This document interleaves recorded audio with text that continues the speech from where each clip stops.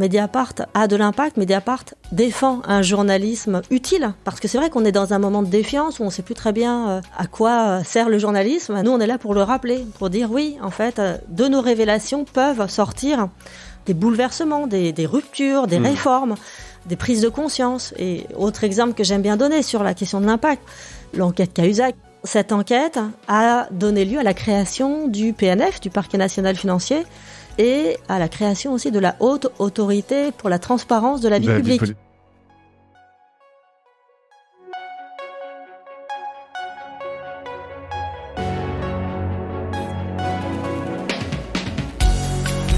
Bienvenue dans Mediarama, le podcast du futur des médias. Je suis François Desfossés et chaque semaine, je rencontre des entrepreneurs, des têtes penseuses et des experts de la galaxie média. Ce podcast est proposé par Cosa Vostra, agence de conseil tech et créative. Retrouvez-nous sur cosavostra.com.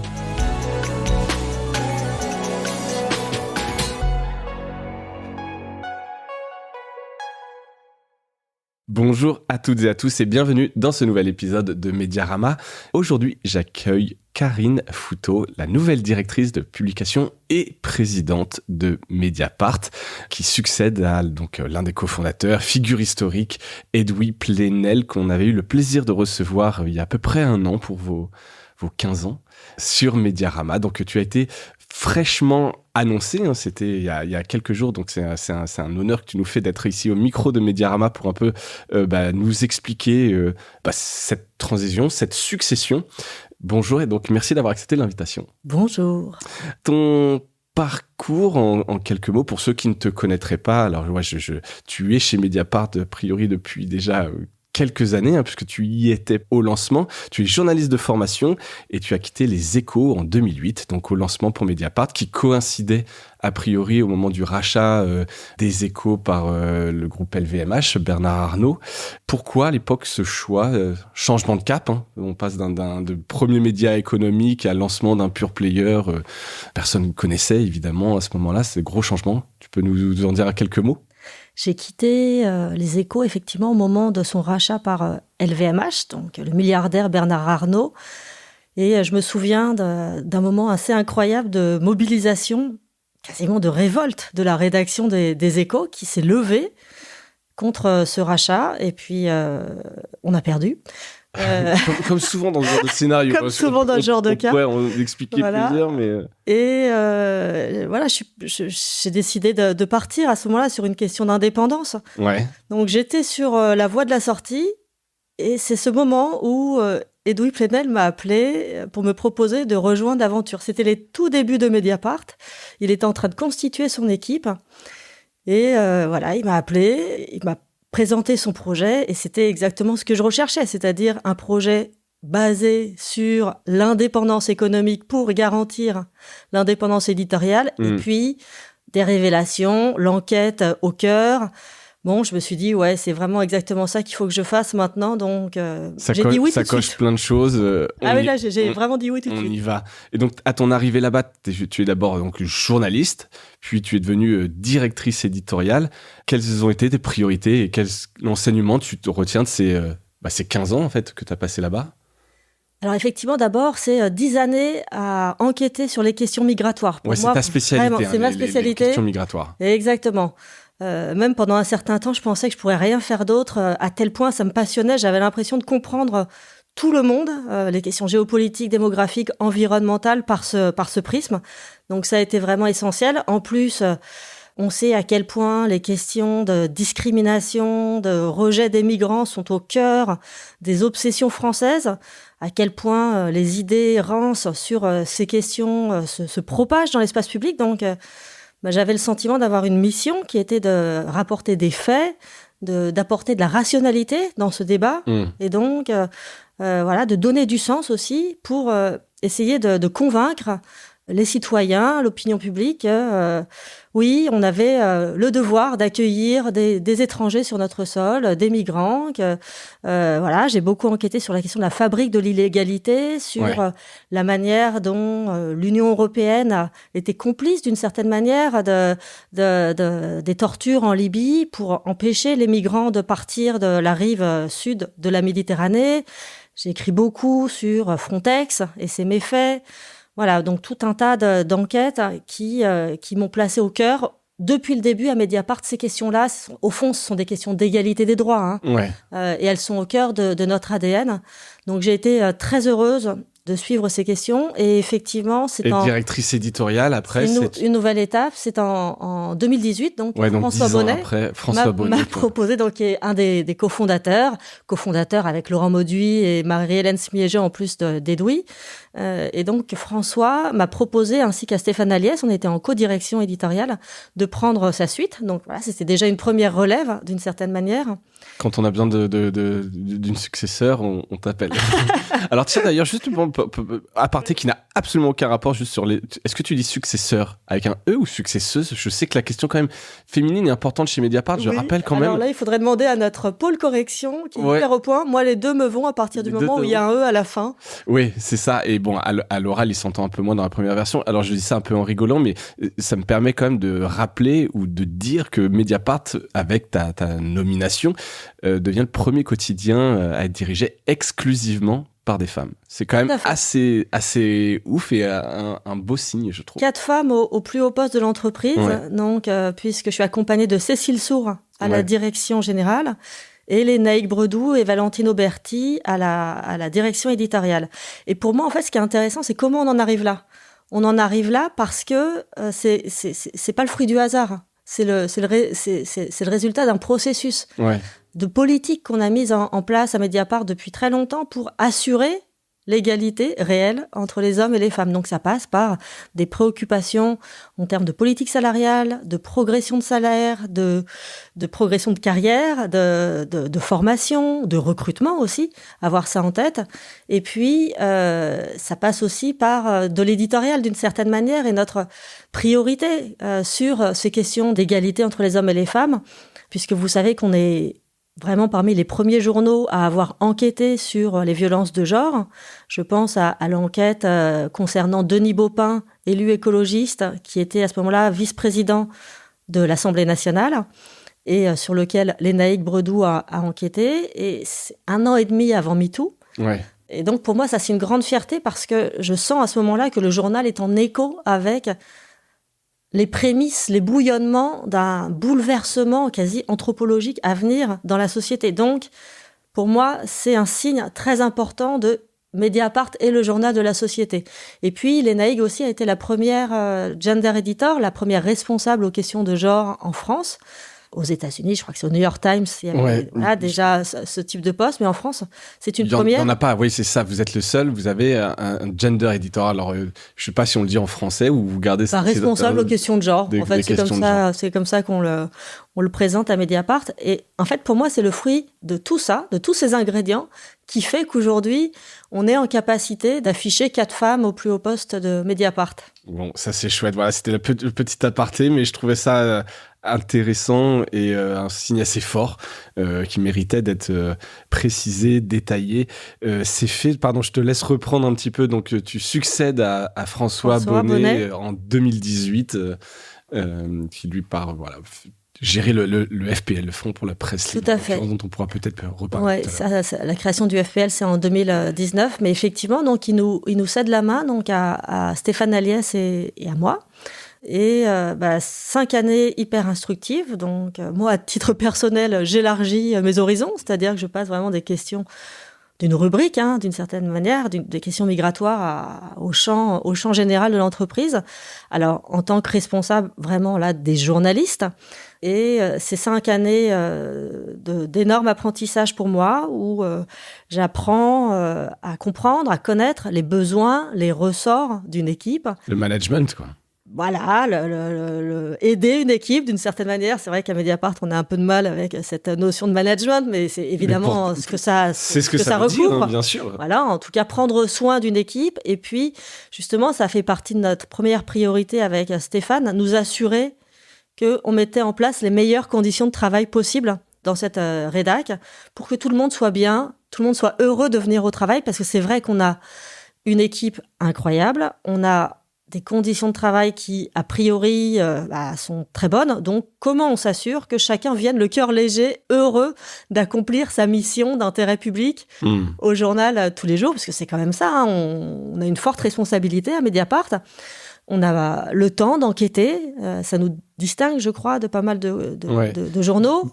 Vous le mesurez, ça, ou alors je sais, alors la durée des enquêtes? Non, pas la durée des enquêtes, mais là je te remets peut-être justement parce que tu disais, ouais, voilà, on n'aime pas trop le terme management, mais est-ce que ces bonnes conditions de travail, vous le mesurez, vous avez des indicateurs, ou c'est juste par des discussions avec les équipes, vous voyez que tout le monde va bien, ou est-ce que vraiment vous avez une méthode, un cadre qui vous permet un peu de dire on est bien, on n'est pas bien, il y a des indicateurs qui ne vont pas?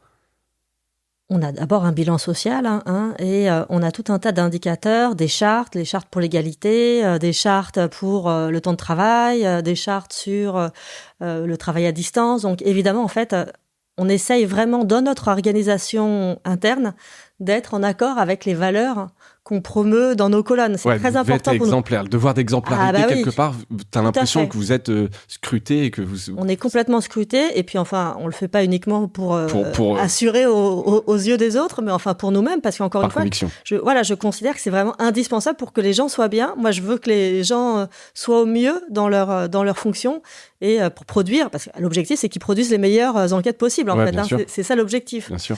Et donc, oui, on a à la fois un devoir d'exemplarité et aussi de transparence. C'est pour ça qu'on publie nos comptes, nos chiffres et l'état de notre bilan social chaque année lors de notre conférence de presse qui a eu lieu là le 14 mars, voilà, au moment de notre anniversaire. C'est très important, parce que comme on est très exigeant par rapport à ce que pourrait faire la représentation nationale, les personnes qui ont du pouvoir dans ce pays, on se doit, nous aussi, d'être à la hauteur des valeurs qu'on défend à l'extérieur. Ouais, c'est clair. Et peut-être ma deuxième priorité comme directrice éditoriale avec Stéphane, ça a été de développer, diffuser la culture de l'enquête partout dans l'équipe. Nous assurer que chaque journaliste ait vraiment cette méthode de comment on enquête, comment on cherche de l'info, comment on attrape des sources, comment on s'assure que nos infos sont à la fois vérifiées, recoupées, documentées avec des traces, des SMS, tout un tas de documents qui fait ce faisceau d'éléments qui nous permet d'appuyer sur le bouton et puis voilà, de chercher la vérité des faits. C'est vraiment ça qui nous occupe. Et donc, on a ouvert aussi des champs d'investigation sur les violences policières, sur la santé. C'est le moment du Covid. Donc, on a révélé plein de choses sur les masques. Donc, violences policières, santé, violences de genre. C'est ce moment où on parlait tout à l'heure, qui a vraiment nous a fait exploser en termes d'enquête sur ces questions. Et toujours, évidemment, au cœur, la corruption politico-financière, c'est au cœur de notre ADN, bien sûr, à Mediapart. Ouais, et ça, on y reviendra peut-être dans quelques instants. Juste la dernière question, un peu sur ton parcours, puisque après, l'étape suivante, c'est celle qui est en train de se passer en ce moment, là, depuis quelques jours. Tu succèdes donc à une figure quasi emblématique, selon qu'on le voit, Edoui. Est-ce que c'est pas difficile? Est-ce que tu as le sentiment que c'est une charge, c'est une contrainte, un fardeau peut-être de succéder à Edoui? Qu'on l'aime ou qu'on l'aime pas, il incarne aux yeux du grand public Mediapart. Je sais pas si les gens savent forcément ce qu'il y a derrière Mediapart, mais en tout cas, lui et sa moustache, on les connaît. Edoui, c'est un immense journaliste. Il a sorti un nombre de scoops invraisemblables. Il est effectivement devenu une sorte de figure de la culture populaire.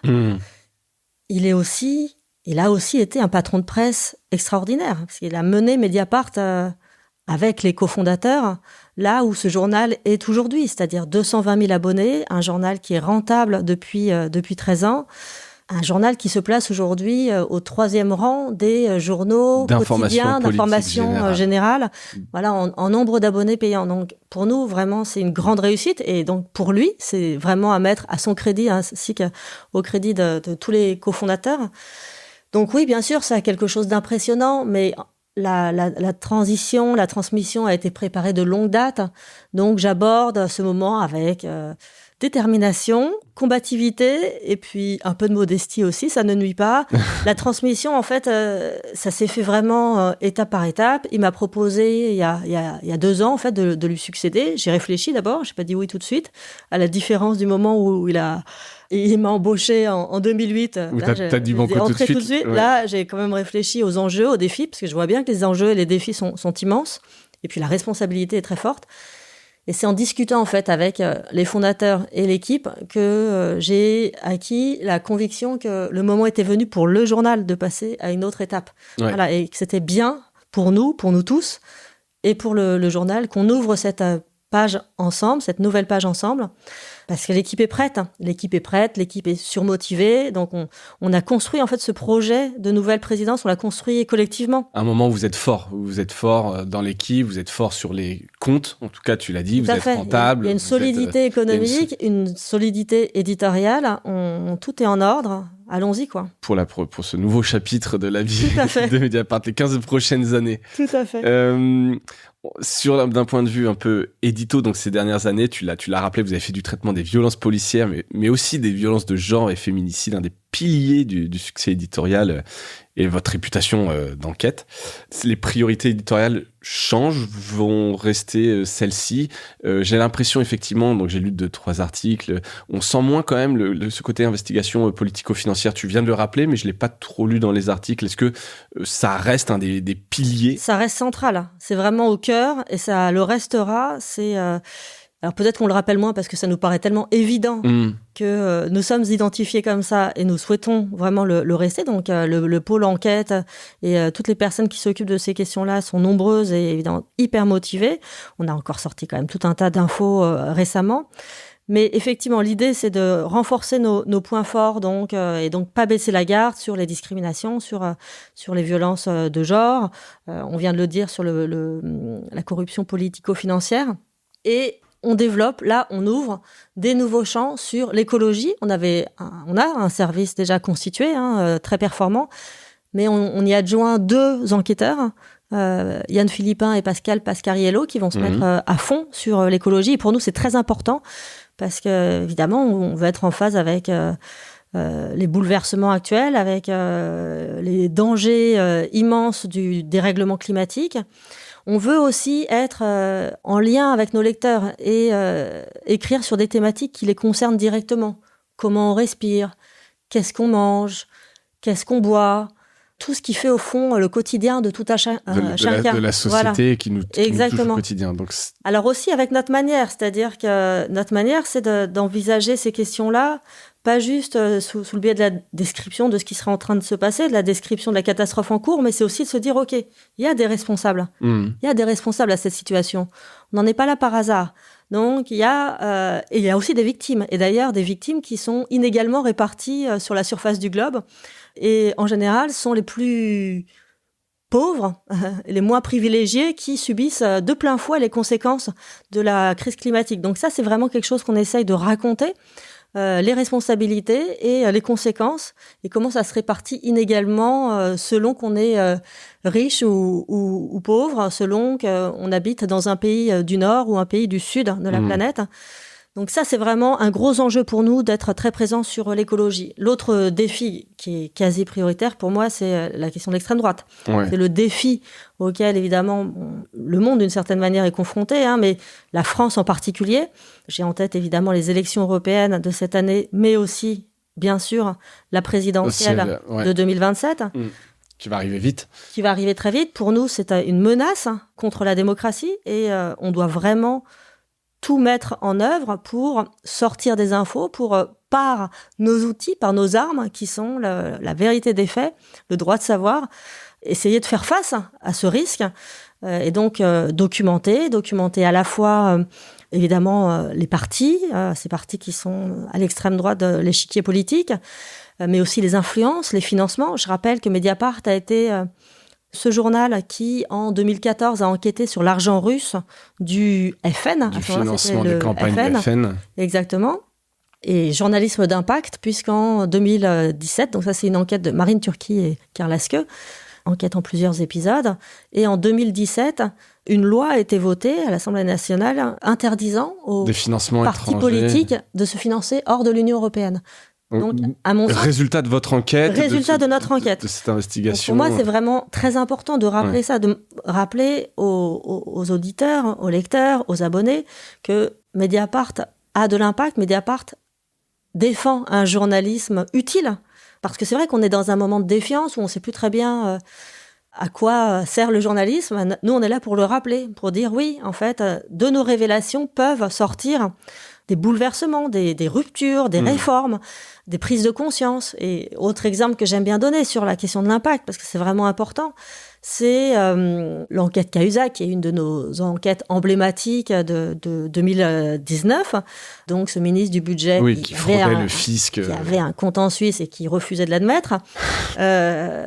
Cette enquête a donné lieu à la création du PNF, du Parquet national financier, et à la création aussi de la haute autorité pour la transparence de la vie publique. C'est, à mon sens, une amélioration pour le fonctionnement de la démocratie. Voilà. C'est clair. Et puis, j'en parlais tout à l'heure, l'affaire Baupin qui montre à quel point aussi on est en écho à un moment, et donc on est en écho avec une prise de conscience générale. Ça, c'est des choses qui nous importent. Et tu dis donc l'extrême droite, juste par curiosité, l'extrême gauche aussi. En fait, vous êtes officiellement, vous êtes, je sais pas, dans un échiquier politique, on vous dit plutôt à gauche, mais vous pouvez très bien sortir un scandale, enquêter sur l'extrême gauche, et vous n'avez pas là-dessus vous n'êtes pas que contre la droite, l'extrême droite. Mediapart, en fait, défend des valeurs qui sont des valeurs d'égalité réelle, de justice sociale, de probité, de solidarité, de transparence dans la vie publique. On essaye de faire en sorte de construire un monde habitable pour tous et toutes. Voilà, quelques-unes des valeurs qui nous tiennent à cœur sont des valeurs, au fond, qui constituent notre ligne éditoriale. Mais Mediapart n'est pas un journal partisan, nous ne sommes pas un journal militant. Nous ne sommes d'aucun camp, si ce n'est celui du droit de savoir. Ce qui veut dire que nous sommes en capacité d'enquêter sur tous les partis, tous les syndicats, toutes les ONG, toutes les associations, quelles qu'elles soient. Et donc, jamais on détourne le regard pour de mauvaises raisons. Et donc, si un jour, et d'ailleurs, en fait, vous me parliez de la gauche, on en a fait la démonstration, on a enquêté énormément sur des représentants politiques de gauche. On parlait de Cahuzac, mais on a enquêté tout au long du quinquennat Hollande. Voilà, je pense qu'il ne garde pas forcément un très bon souvenir de nous pendant cette période-là. Des enquêtes Le Drian, des enquêtes sur Mélenchon, sur Sophia Chikirou, bref, Fabien Roussel, encore il n'y a pas si longtemps. Franchement, en fait, l'ensemble du spectre politique, s'il y a quelque chose, en fait, voilà. Que vous enquêtez, etc., vous sortez, quoi. Exactement. Ouais. C'est juste que de base, l'extrême droite, ne serait-ce que sur le programme, vous n'êtes pas d'accord fondamentalement par rapport à une question. Pour nous, l'extrême droite est une menace pour la démocratie. Voilà. Et donc, de base, par le programme. Tout à fait. Et il y a quelque chose qui nous distingue, je pense, d'autres journaux. Alors, pas de tous, hein, on n'est pas forcément les seuls. Mais depuis l'origine, à Mediapart, on refuse d'interviewer des représentants de l'extrême droite. Donc jamais, dans nos colonnes, nous n'avons interviewé Marine Le Pen, et jamais ça n'aura lieu. D'accord. Ou Éric Zemmour, ou aucune place, on leur donne aucune place, aucune chance. On enquête. Et ce qui nous intéresse, en revanche, c'est les électeurs du RN. Pourquoi ils en sont là? On entend cette rage, on essaye de la comprendre. On va les interviewer pour comprendre d'où vient cette colère. Et on enquête sur les influences du RN, le financement, on en a parlé tout à l'heure. Mais on n'interviewe pas Marine Le Pen, ni les représentants de l'extrême droite. Ouais, et c'est très bien. On l'a dit rapidement, tu l'as dit, donc crise climatique, sujet crucial. L'écologie, c'est quelque chose que vous allez mettre en place, notamment par les plus jeunes. Donc j'ai un peu deux questions. On va s'arrêter une seconde sur les plus jeunes. Dans un article de Libération, Lénaïque Bredou, dont tu parlais, a évoqué le rajeunissement de Mediapart, puisqu'évidemment, comme tous les médias, ses premiers abonnés vieillissent avec l'équipe. Comment vous allez bâtir un peu ce rajeunissement? Est-ce que ça va passer par plus d'événements, plus de services, plus de formats sur les réseaux sociaux. Est-ce que tu as là-dessus des idées, des pistes ? Effectivement, notre ambition, c'est de faire un grand journal populaire qui dérange et rassemble par la force et la qualité de ses informations. Et donc, le public qu'on vise, c'est un public plus populaire, mais aussi plus jeune. Et populaire dans quel sens ? Alors, populaire dans le sens, quels que soient vos revenus, quelles que soient vos origines, vous êtes les bienvenus à Mediapart. On est là pour vous, on est là pour vous parler, on est là pour vous transmettre nos informations. On veut que tout le monde se sente accueilli, à l'aise sur notre site, sur l'app, sur l'application, sur les réseaux sociaux. On veut que tout le monde se sente bien. Donc ça, par exemple, c'est passé, cette question de notre accessibilité, elle est passée, donc c'est comment on s'adresse au plus grand nombre. C'est pas évident. Non, trouver les bons points de contact. Exactement. Et c'est aussi une manière d'écrire et de raconter l'information. Et donc, de nous assurer que nos enquêtes, nos informations sont lisibles, compréhensibles par tous et toutes. C'est vrai qu'on a pu nous reprocher parfois des enquêtes très longues. C'est vrai que parfois elles sont très détaillées, très fouillées parce que on met en cause certaines personnes. C'est nécessaire. Oui, bien sûr. Mais en fait, là, depuis peu, on a créé un pôle d'édition. Donc un pôle d'édition à part entière. Jusqu'à présent, on n'en avait pas. Toutes les fonctions d'édition, en fait, étaient réparties dans l'équipe. Aujourd'hui, on a créé ce central d'édition, donc qui rassemble tous les métiers, donc éditeurs, éditrices, correcteurs, correctrices. On a aussi des front page éditeurs, donc c'est personnes qui vont mettre en ligne des papiers. Animer un peu les papiers, l'ordre. Animer la home, s'assurer qu'on a la bonne priorité de l'information, la bonne hiérarchie de l'information. Et puis, tous les métiers de l'image, puisqu'on a Sébastien Calvet qui s'occupe de la photo, de la place de l'image à Mediapart. Et on a toute une équipe donc, qui s'occupe de l'image et de l'infographie. Donc ça, c'est tout un travail dont l'objectif est de dire on souhaite que n'importe quel lecteur qui arrive sur Mediapart puisse lire nos articles de A à Z. Et donc, on travaille la titraille pour évidemment laisser en accord avec ce qu'on a à dire dans l'article, mais peut-être la rendre plus accrocheuse, travailler sur la narration, ça se travaille tout ça. Voilà. Et donc, c'est d'aider les journalistes à mieux faire leur travail et puis à mieux diffuser l'information. L'accessibilité, c'est aussi, là, nous, on y travaille par la refonte de notre CMS et donc tout un travail qu'on fait sur notre système d'édition qui est en train d'être revu. C'est un gros chantier, ça, en termes d'entreprise. Que vous faites en interne ? Ouais, qu'on fait en interne. Donc, on a recruté différentes personnes qui sont, ça y est, à la tâche, à l'ouvrage. Et d'ici peu, on devrait avoir des résultats sur notre nouveau système d'édition. Donc ça, c'est pareil. L'idée, c'est de fluidifier, faciliter le travail des éditeurs et des journalistes. Et donc, pour, pareil, produire un journal plus accessible au plus grand nombre. Mais si tu veux que j'en vienne effectivement sur la jeunesse, parce que c'est très important. Super site, je l'entends, mais si les gens ne connaissent pas, les jeunes ne connaissent pas Mediapart ou ne vont pas forcément sur des sites et consomment l'info là où ils sont sur les réseaux sociaux, ton site, si personne vient dessus. Enfin, tu vois ce que je veux dire, j'exagère. En fait, l'idée, c'est pour essayer de convaincre ce public-là, effectivement, c'est d'aller à sa rencontre et aussi de lui proposer des contenus en accès libre.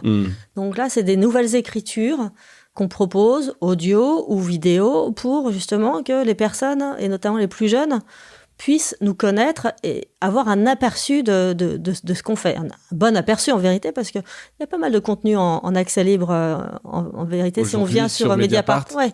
Je pense, par exemple, à l'émission À l'air libre, donc là, qu'on a créée au moment du confinement, qui est diffusée, alors, à un rythme irrégulier, c'est 2-3 émissions par semaine.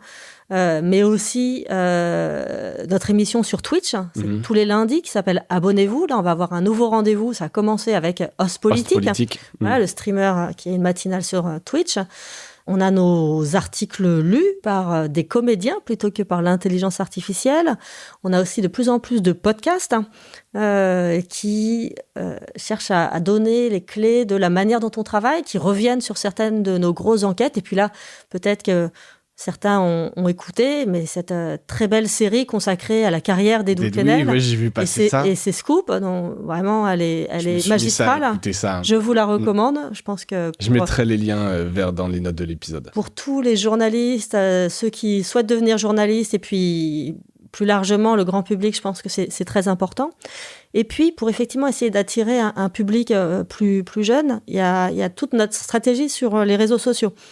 Donc, c'est d'aller à la rencontre des publics là où ils sont en fonction de leurs usages. On est très présent sur Twitter, de plus en plus sur Insta, avec des formats verticaux. On a recruté Vincent Morel qui s'occupe notamment de ça. Facebook, je crois, fonctionne un peu moins bien ces derniers temps. Enfin, c'est une tendance générale qui ne concerne pas que Mediapart. Voilà, oui, pareil, effectivement. Et donc, la question qu'on se pose aujourd'hui, c'est est-ce qu'il faut aller sur WhatsApp, sur TikTok? Donc, c'est une question qu'on se pose. En même temps, c'est vrai que là, on vient de faire notre festival au 104. On voit la diversité du public, la jeunesse du public, et on se demande en fait si pour atteindre ce public, c'est nécessaire d'aller sur TikTok ou si des bonnes informations et des événements publics de ce type ne suffisent pas. Bref, l'un peut-être n'empêche pas l'autre. Ouais, bien sûr. Donc on y réfléchit. De toute façon, c'est sûr que si on se développe sur ce type de plateforme, on le fera en fonction sans jamais revoir à la baisse nos standards d'information. Il faut qu'on discute là-dessus. Il y a aussi, pour toujours aller à la rencontre un partenariat qu'on va annoncer bientôt avec des médias. Un média qui s'adresse particulièrement aux jeunes. On est présent sur le Pass Média. On a déjà 4000 abonnés sur le Pass Média, le Pass Culture. Le Pass Culture. Le Pass Culture. Et puis, on a des abonnements groupés aussi. C'est ce qu'on appelle le B2B. Là, comme je m'adresse à un public de personnes qui connaissent. Donc, le B2B, c'est les abonnements groupés. Et on développe particulièrement en ce moment nos abonnements avec les médiathèques, les bibliothèques, les lycées, CDI. Tout à fait, les CDI via les lycées et puis les universités. Donc ça, c'est pour nous un moyen, encore une fois, de nous faire connaître et de donner envie, en fait, à un public étudiant de s'abonner. C'était la semaine de la presse, là, par exemple, cette semaine, au moment où on enregistre. Alors, désolé si vous écoutez cet épisode un petit peu plus tard, mais c'est que vous faites des choses avec des écoles, des initiatives, Oui, depuis longtemps, en fait, on fait venir, j'allais dire tous les jours, non, c'est excessif, mais très souvent, à Mediapart, on accueille des jeunes de tous horizons qui viennent à la conf de rédaction et ensuite avec lesquels on discute. C'est toujours très enrichissant. On est toujours très content de les recevoir. C'est important pour nous. Et puis, on parlait d'accessibilité de public jeune. Permettez-moi de parler de notre tarif à 5 €, parce que bien sûr, abonnez-vous. Tarif à 5 €, c'est un tarif qui est important. C'est un tarif pour qui, ça, le 5 €? C'est un tarif qui s'adresse aux étudiants et aux personnes à faible revenu. Évidemment, on ne demande pas de justificatif. Et c'est un tarif qui est inchangé depuis le début de Mediapart. C'est-à-dire que 5 € par mois, par si mois, on n'a pas les moyens. Exactement. On a notre tarif dit normal qui est passé de 9 à 11, puis à 12, en raison de l'inflation et puis de tous les développements qu'on a eu à mettre en place à Mediapart. Mais ce tarif, on a décidé collectivement qu'on devait le garder à ce prix-là, à ce niveau-là. Statutaire, on voulait sanctuariser ce 5 €. Exactement. Pour nous, c'est important que justement l'argent ne soit pas un frein. Ouais. Et 5 €, c'est le prix de 2 cafés par mois, donc a priori, même avec en ressources limitées, on doit pouvoir se le permettre. C'est moins cher qu'un service de streaming. Il faut le rappeler. Juste dernière question, autour des jeunes, puisque c'est un sujet important, et tu l'as dit tout à l'heure, crise climatique, environnement. Il y a quand même pas mal de choses déjà sur ces sujets. Tu as dû voir ton ancienne maison, Les Échos, qui a annoncé la création de 2050 Nao avec Vincent Giré, Aude Baron, qu'on salue. Le Monde a lancé, il y a quelques années, Chaleur humaine. Qu'est-ce que vous allez faire de différent sur le sujet ? Comment vous allez le traiter ? On en a un petit peu parlé tout à l'heure. En fait, en proposant à 2 enquêteurs de se mettre à fond sur ces questions-là, donc j'en parlais tout à l'heure, Yann Philippin et Pascal Pascariello. L'idée, c'est vraiment de, en fait, faire la différence par nos informations, par l'enquête, par les révélations. Votre méthodologie appliquée à cette thématique. Et on pense qu'on va faire la différence de cette manière. Et ce que je vous disais tout à l'heure, c'est-à-dire aussi notre regard sur ces questions. C'est-à-dire pas être juste dans la description de la catastrophe, mais raconter les responsabilités et raconter les victimes de ce dérèglement climatique et raconter effectivement qu'en fonction de vos revenus et de là où vous habitez, vous n'avez pas forcément les mêmes chances de subir le même impact. Voilà, exactement, la catastrophe. Et puis peut-être là-dessus, parce que Mediapart, en accord en interne avec les valeurs qu'on défend à l'extérieur, on vient de faire un bilan carbone de notre entreprise. Voilà, donc il est très bon par rapport, notamment par rapport à la presse papier, puisqu'on sait que les postes les plus terribles en termes de consommation carbone sont le papier, l'impression, et puis la diffusion. Donc de base, on est très bien. Mais il y a des questions hyper intéressantes qui se posent sur la question des déplacements, et notamment des déplacements des journalistes. Donc évidemment, on ne va pas renoncer à enquêter et à faire des reportages, mais la question, c'est comment on prend davantage le train, y compris pour des déplacements un petit peu éloignés. Et puis la question de la manière dont on se nourrit, et notamment les pots, et bien sûr toutes les questions qui tournent autour de nos serveurs. Et donc là, il y a pas mal de réflexions. Donc aujourd'hui, on a fait le bilan, il est bon. Mais vous voyez, vous voulez vous améliorer. Et on veut s'améliorer, et maintenant, ça va être le temps de nos propositions en interne pour nous améliorer. D'accord. Bon, écoute, on suivra l'évolution un peu de ce bilan. Donc, vous l'avez communiqué comme votre bilan social, le bilan carbone, à l'occasion de votre grande conférence de mars. Alors, pas lors de la conférence, mais sur un billet de blog de l'équipe qui s'occupe de ce bilan carbone. Ouais. Bon, écoute, c'est intéressant. Le comité écologie. C'est un vrai sujet quand même. Voilà, l'impact, tu l'as dit, des serveurs, des sites, etc. C'est quelque chose qu'on nous demande aussi beaucoup, nous, sur l'agence maintenant, en éco-conception, la manière de concevoir le site, pas forcément de faire de chargement de vidéos, mettre plutôt des vignettes photos, etc. C'est assez intéressant. Je sais pas si ça a toujours entre le greenwashing et le vrai impact, tu vois, mais bon... Mais en tout cas, c'est important que chacun s'y mette, en fait. Voilà. Parce qu'il y a un énorme enjeu. Petit geste. C'est, petit geste et grand geste, d'une certaine manière. Parce que si tout le monde s'y met, effectivement, ça aura de l'impact, c'est sûr. Ouais. Je voulais parler un peu de relations abonnés. Donc, vous avez, on l'a dit, une santé presque insolente. Je mettais pour un titre de presse indépendant. Vous êtes à quasiment 220 000 abonnés. Vous êtes rentable depuis 13 ans. Pas de dette aussi, je lisais, pour la première année, je crois, ce qui va vous permettre de constituer un petit trésor de guerre. C'est quoi les axes de développement pour les abonnés ? Qu'est-ce que vous avez en place là-dessus ? Alors effectivement, je reviens juste 3 secondes sur les bons résultats parce que on peut s'en féliciter. C'est quand même suffisamment rare dans la presse pour le souligner. Chiffre d'affaires à 22,5 millions d'euros en 2023, une rentabilité qui s'établit là quasiment, à 2,2%, la rentabilité en 2023 de notre résultat net. Okay. Donc effectivement, on est bénéficiaire. On est bénéficiaire depuis 13 ans maintenant. L'emprunt des fondateurs, en fait, est remboursé désormais. Emprunt lié au moment de la succession, au moment de la création du FPL, du Fonds pour une presse libre, qui vraiment a inscrit dans le marbre notre indépendance. Et donc, notre objectif, maintenant, c'est d'assurer la rentabilité ad vitam de Mediapart. Et donc, pour ça, il faut qu'on mette de l'argent de côté. C'est pour ça que c'est toujours nécessaire que les lecteurs nous soutiennent, et s'abonnent, parce que nous devons mettre de l'argent de côté, un peu à la manière du Scott Trust du Guardian, dans notre coffre-fort. Aujourd'hui, l'argent que nous avions, nous l'avons dépensé pour rembourser effectivement racheter aux fondateurs quelque part. Exactement. Et maintenant, on doit mettre de l'argent de côté en cas de coup dur. On a parlé des défis qui nous font face.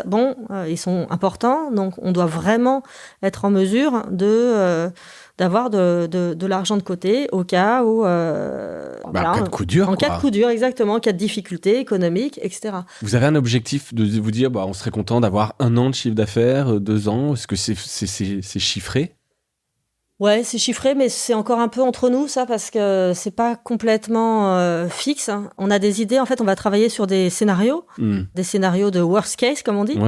Et en fonction de ça, on pourra effectivement communiquer sur des chiffres. Mais oui, l'idée, c'est qu'on puisse être en capacité de vivre pendant plusieurs mois, au moins, pour nous permettre de rebondir, en fait. C'est ça l'objectif. Et c'est de l'argent qu'on peut sortir facilement de ce compte. Donc, il est disponible. Donc, ça, pour nous, c'est vraiment la priorité. Après, vous me posiez la question de savoir sur les développements pour attirer davantage d'abonnés. Ouais, alors, par exemple, tu vois, si tu regardes un peu ce que fait Le Monde, le New York Times, il y a développement de services, développement de nouvelles verticales, parfois plus lifestyle, etc., qui permet en fait d'avoir un bouquet de services et de contenus et d'augmenter aussi le prix de l'abonnement. Est-ce que vous allez aller vers ce genre de choses ? Pour l'instant, en fait, on est soucieux que nos lecteurs aient tous accès au même contenu, quel que soit leur revenu. Donc, vous savez, on a des questions d'égalité chevillées au corps à Mediapart, et donc, on ne souhaite pas qu'il y ait de différence entre les uns et les autres d'accès à une offre plus ou moins importante en fonction de si vous êtes riche, si vous êtes pauvre. On ne trouverait pas ça très équitable ni très juste. En revanche, on a des abonnés qui peuvent se permettre de payer davantage. Et donc, on leur propose de nous soutenir davantage. Mais ils ont accès au même contenu. Et donc, ça, c'est ce qu'on appelle l'abonnement de soutien, où ils peuvent choisir différents niveaux en fonction de ce qu'ils peuvent mettre. Et puis, de temps en temps, mais sur des campagnes très précises, pour un but spécifique, on peut faire appel aux dons. D'ailleurs, ça va être bientôt le cas à nouveau, mais je laisse le suspense, puisque voilà, on va être amené à communiquer davantage dessus. Des campagnes de dons.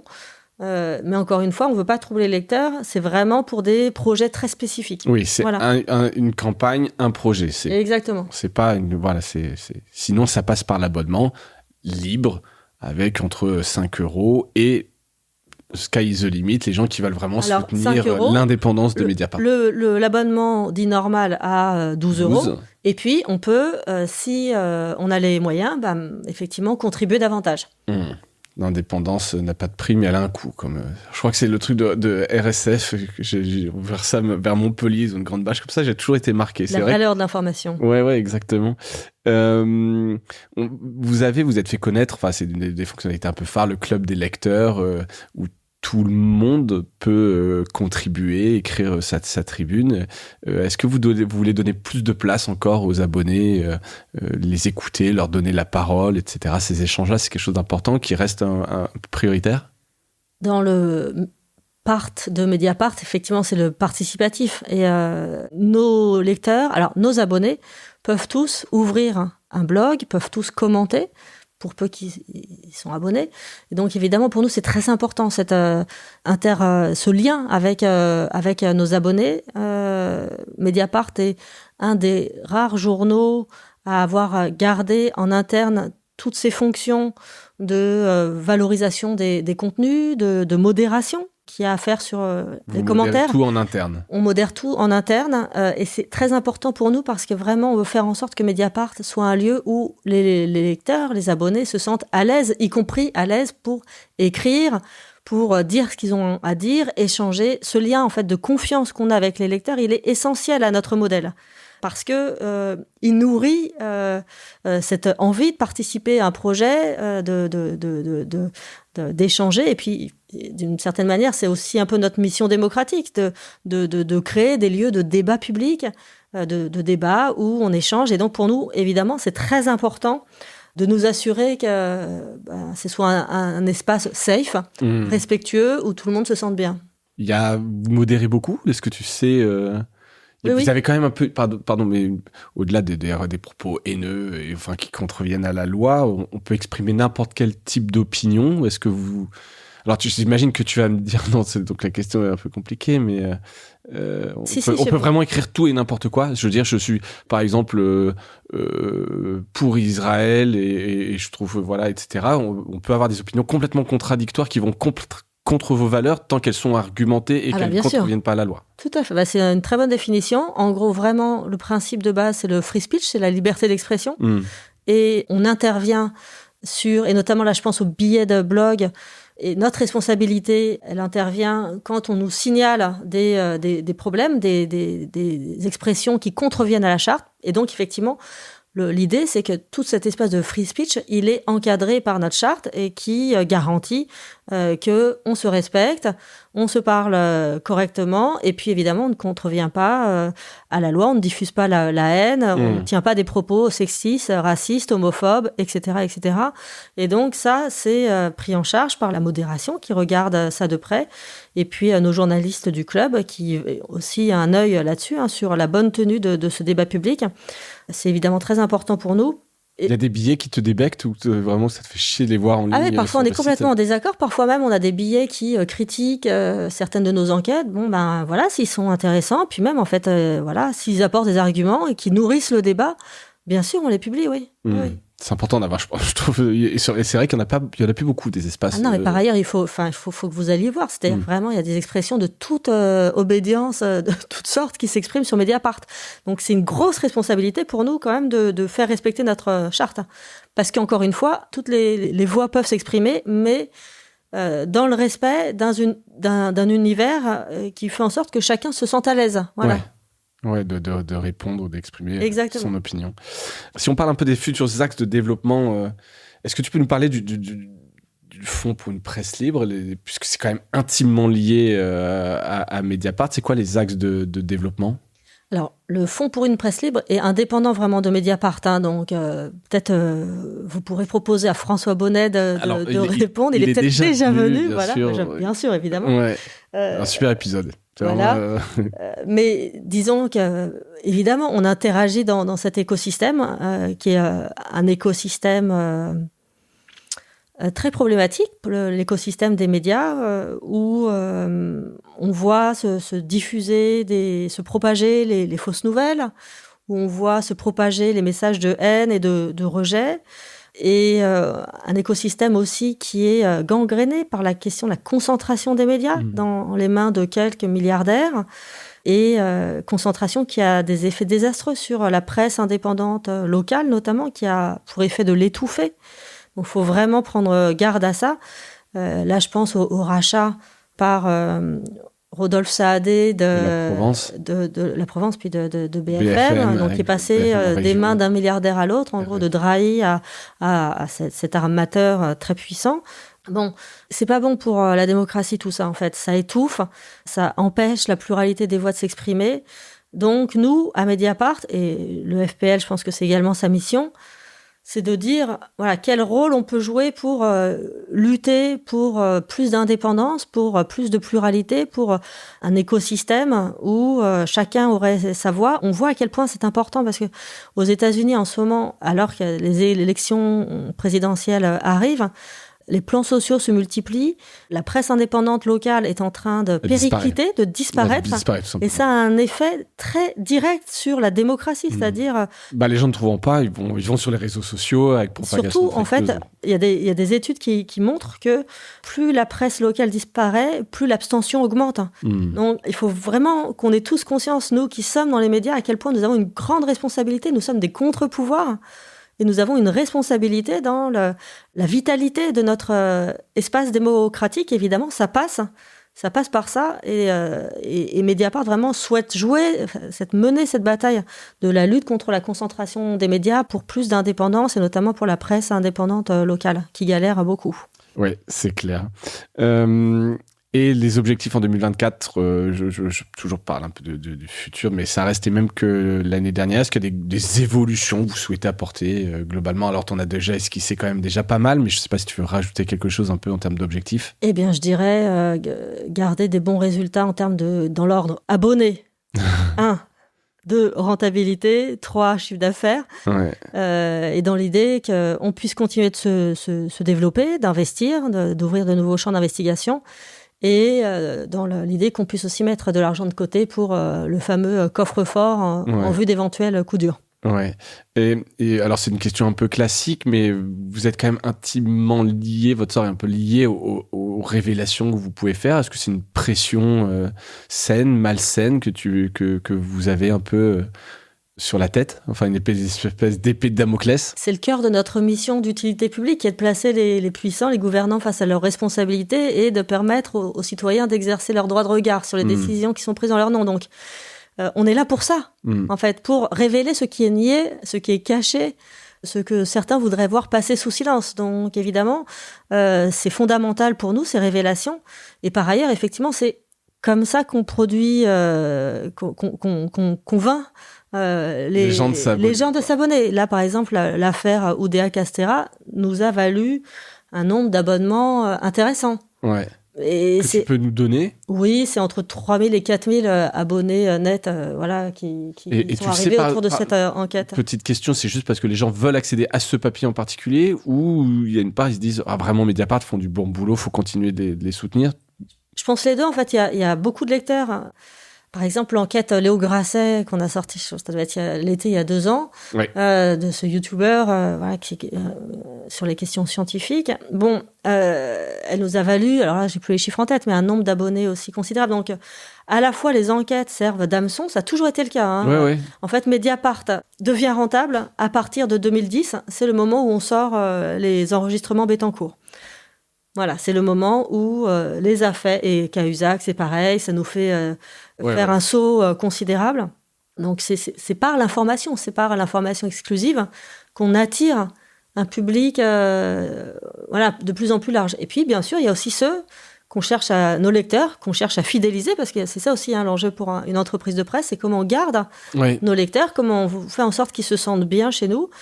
Eh bien, eux, c'est plus des soutiens, et donc on leur parle aussi par ce chemin-là, qui est le chemin de la discussion, de l'attention qu'on peut leur porter, des services qu'on peut leur apporter, les newsletters. D'ailleurs, les newsletters, en vérité, elles s'adressent à tout le monde, enfin, à tout un tas, on a un peu parlé de tout ça tout à l'heure, mais créer ce lien de proximité avec eux. Ouais, parce que justement, les abonnés, il y en a un certain nombre, j'imagine. Alors, ça se dit, mais je ne sais pas à quel point vous le mesurez, des gens qui soutiennent Mediapart, mais ne le lisent pas.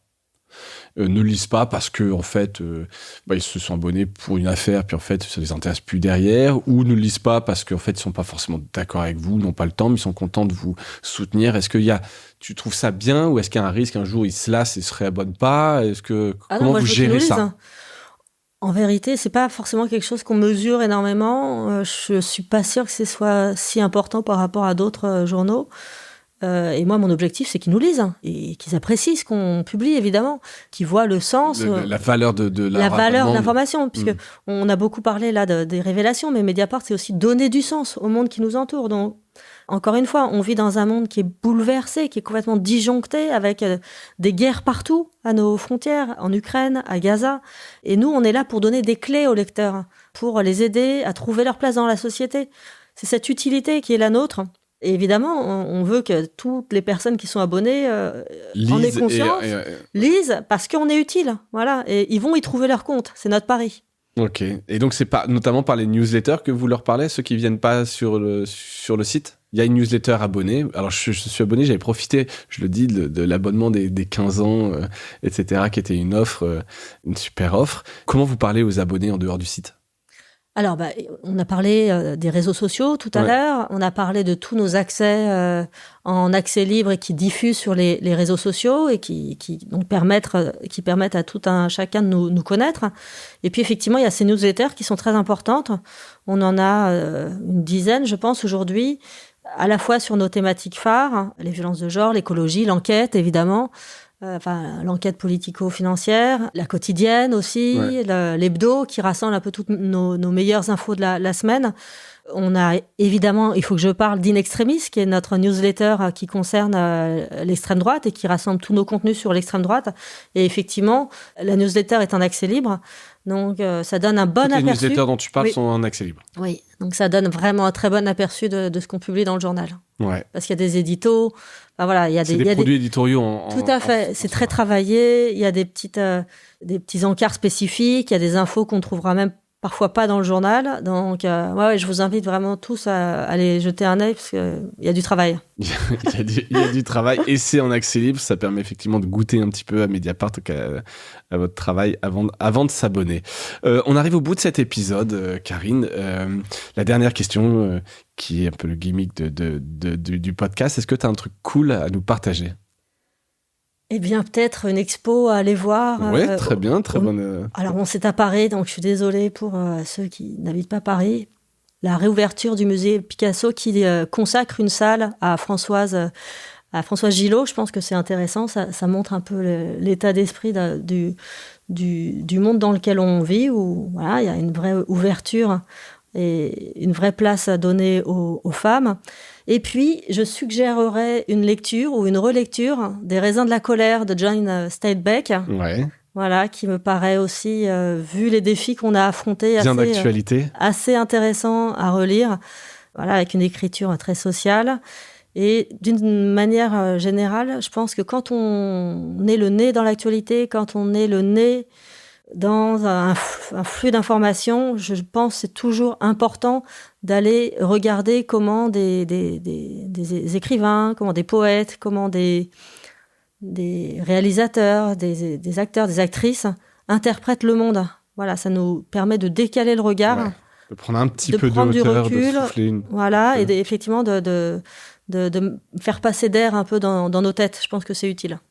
Lever le nez un peu de temps en temps. Merci beaucoup, Karine.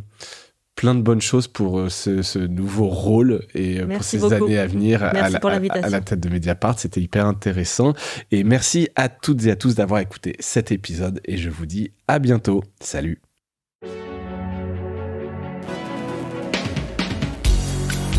Voilà, Mediarama s'achève. Si cet épisode vous a plu, n'hésitez pas à le liker et le partager. Et puis, si vous souhaitez être accompagné par notre agence Cosa Vostra, contactez-moi par mail mediarama@cosavostra.com. Portez-vous bien.